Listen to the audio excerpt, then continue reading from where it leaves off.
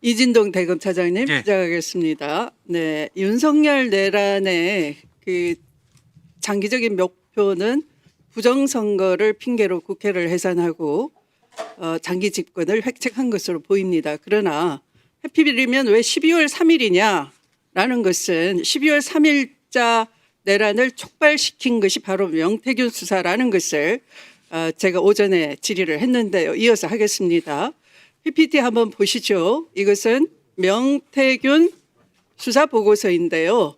보고서의 발신란을 보시면 창원지검 수사과장 검찰 수사 서기관으로 돼 있고요. 이것을 검사장한테 수신처로 해서 보내고 있습니다. 자, 윤석열과 그 배우자 김건희 그리고 여당 정치인이 연루된 대형 사건입니다. 살아있는 최고 권력의 심장부와 관련된 사건을 검사도 아닌 수사관에게 배당했습니다. 그리고 10월 8일자로 그 수사관은 명태균이 혐의가 없다라는 웃기는 보고서를 보냈습니다. 이게 상식적으로 납득이 안 되죠. 보시더라도 얼마나 납득이 안 되냐 하면 명태균 사건 주요 일지를 한번 보시겠습니다. 10월 8일 회미협점 의견 송치 전, 한 달 전이죠. 바로 대형 사건임을 이미 감지를 하는 보도가 있었어요. 10월 21일 그러니까 한 열흘 좀 지나서 강혜경 씨 제보가 언론을 탑니다. 김건희가 김영선 공천 주고 명태균의 생계를 책임지게 했다라는 증언이 나오고요. 또 10월 31일 더불어민주당에서 윤석열의 직접 개입한 육성을 공개합니다. 그 김영선이 공천 좀 해줘라 했다. 그래서 당에서 말이 많대 하는 그 유명한 녹취인 것이죠. 이것만 보더라도 저 수사관의 무혐의 결정이 얼마나 황당한지 금방 드러나 버린 겁니다. 조롱한 거죠, 법치를. 자, 그리고 제가 법무부 장관 시절에 윤석열 검찰총장을 감찰하고 징계 청구했을 때 주로는 특징이 있습니다. 공소시효 지나가기를 획책하면서 이 수사권이 없는 인권감독관실 조사권밖에 없는 데를 장모 사건도 보내서 사건을 매장하는 버릇이 있더라고요. 이것도 마찬가지입니다. 윤석열 검찰총장 시절 배운 바대로 같은 수법을 하는 거죠. 정유미 창원지검장 바로 대표적인 친윤 여검사이죠. 그가 했던 것이 바로 사건을 조사권밖에 없는 수사관에게 보내서 검사의 수사도 거치지 않고 서둘러 종결하려고 했던 이른바 수사 틀어막기 수틀막이라 하겠습니다. 자, 수틀막은 이렇게 해서 미수에 그칠 수밖에 없는 것인데요. 수틀막, 수사 틀어막기 행태가 얼마나 무서웠는지 한번 예를 들어보겠습니다. 24년 10월 26일 황금폰의 위치를 검찰은 파악해냈습니다. 그런데 일부러 압수수색하지 않았습니다. 12.3 개헌 이후에 명태균이 검찰에 자진 제출했고요. 또 기자를 통해서 더불어민주당도 또 알고 있는 사실이죠. 아까 오전에 제가 하나 현출해 드렸죠. 아마 날마다 하나씩 공개될 것 같은데 검찰의 수사 틀어막기가 이제 전 국민이 알게 되는 광경이 벌어질 것입니다. 긴장하시기 바랍니다. 자, 11월 13일 한번 보시죠. 수사 보고서입니다. 이 수사 보고서는 이 수사 보고서인데요. 아주 이례적입니다. 한마디로 말하면 이 수사 보고서는 얼마나 김건희 윤석열을 향하는 수사를 틀어막았으면 수사검사 8명이 몽땅 다 합동으로 연명했습니다. 이것은 수사 틀어막기 저항문건이나 다름없습니다. 수틀막 저항문건이라 명명하겠습니다. 검사들은 낱낱이 증거를 제시하고 수사팀의 판단을 제시했습니다. 그리고 수사를 계속해야 되는 이유를 들었습니다. 자, 한번 볼까요? 김건희, 명태균 카톡 하나만 보겠습니다. 김건희가 머투 편집국장 머니투데이를 얘기합니다. 다음 주부터 PNR 여론조사 중단시킴 숫자가 이상하다고 윤이 높게 나온다고 뉴시스는 편집국장이 글로벌 리서치랑 아는 사이라 갑자기 진행. 그리고 김건희가 계속하죠. 이재명 쪽에서 머투의 PNR 조사 문제 삼아 왔음. 그게 통한 듯 머투의 항의가 필요하다라고 합니다. 그리고 꽤가 많은 김건희는 이걸 누가 보내왔다고 능지시합니다.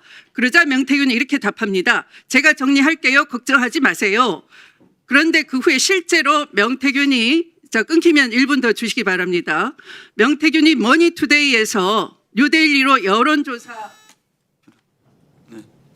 언론사를 변경해서 해결했다라고 합니다.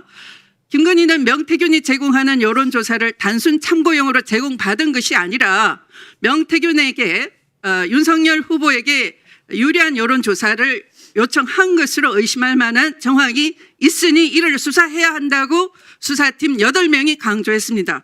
이 수사팀의 수사 보고서가 11월 13일 있었는데요.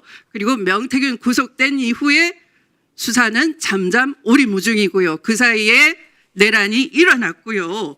자, 결론적으로 강혜경으로부터 이 인원 증거 다 제출받았습니다. 강혜경은 검사의 수사 의지를 본 것이죠. 신뢰하고 줬더니 수사에 이렇게 적극적인 검사를 검찰은 수사에서 배제해버렸습니다. 자, 여태까지 윤석열이 한 짓은 어땠나요?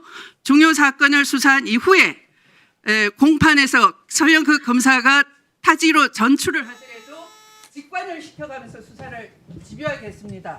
자, 대급 차장님, 조속히 수사 내용을 다 알고 있는 수사팀을 합류시켜서 수사 효율성을 높이고 이것을 철저하게 수사하지 않으면 내란의 진정한 동기, 숨은 동기 수사할 수 없다고 봅니다.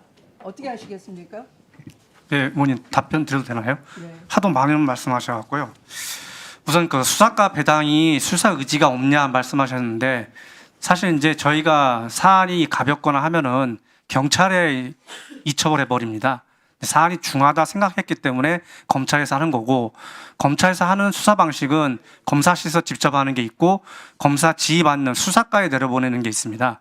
그래서 이거는 사안의 중요성을 깨닫고 경찰에 안 내려보내고 수사과에 내려보는 겁니다. 그래서 무혐의를 했어요. 그리고 이제 위원님, 그리고 이제 수사과에서 송치를 할 때 무혐의 된 거는 그때 이제 그 수사가 그 선관위에서 고발된 거하고 수사 의뢰된 게 있는데, 수사 의뢰된 게 기부행위에 관련된 건데 기부행위에 관련된 법리 검토해 보니 이거는 기부행위가 아니고 정자법 위반이다 해서 기부행위에 대해서 수사 의뢰된 걸 무혐의한 거고 정자법으로 저희가 따로 구속을 한 겁니다.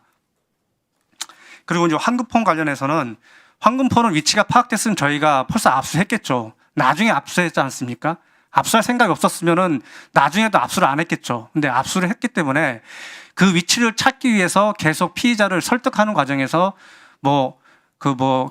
어디에 돌려서 파기하라, 이것도 계속 이 사람이 딴소리를 하니까 야, 그렇게 손쉽게 인멸할 수 있는데 왜 그렇게 어렵게 하냐 하는 설득 과정에서 나오는 말이고, 결국엔 저희가 이제 받아갖고 다 압수를 했고 수사보고사가 8명으로 연명됐다는데 저도 사실 저게 수사를 해봤지만 저렇게 수사보고서에 검사가 여러 명이 연명한 건 저도 흔하지는 않은 건데, 저거에 비춰보면은 그 당시도 마찬가지로 수사에 대해서는 철저히 하겠다는 그 의사표시이고, 지금도 저희 그 총장을 비롯해서는 다 수사는 철저히 하겠다는 의지는 변함이 없습니다.